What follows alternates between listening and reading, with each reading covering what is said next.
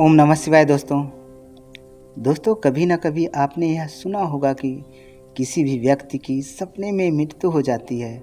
जहाँ वह खुद को मरा हुआ देखता है, चारों तरफ लोग खड़े हैं लेकिन वह चुपचाप पड़ा है। आवाज़ देना चाहता है पर कोई सुन नहीं रहा है।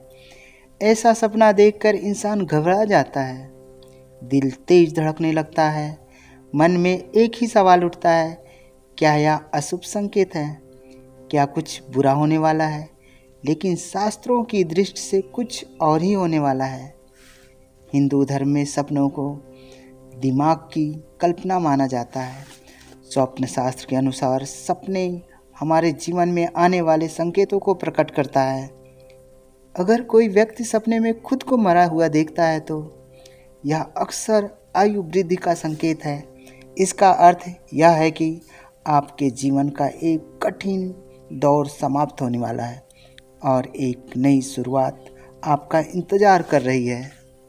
दोस्तों, शास्त्र कहते हैं स्वप्न में अपनी मृत्यु देखना पुराने कष्टों की मृत्यु है।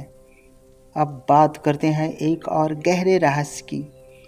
गरुड़ पुराण में मृत्यु से जुड़े सपनों को आत्मा का संकेत बताया गया है।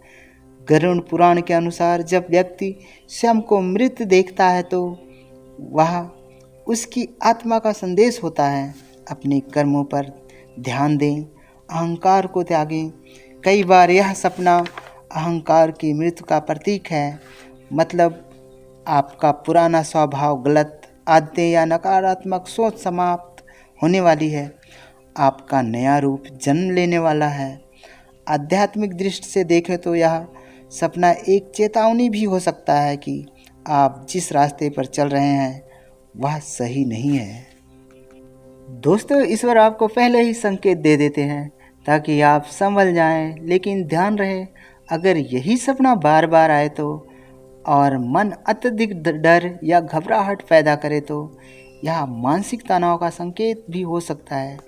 ऐसे में क्या करें?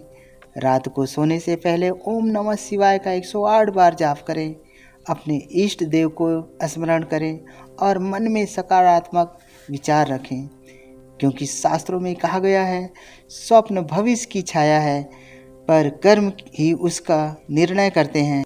दोस्तों, ऐसे सपनों का मतलब कि अब समय आ गया है बदलने का, पुराने दुखों का छोड़ने का और एक नए शक्तिशाली जीवन की ओर बढ़ने का।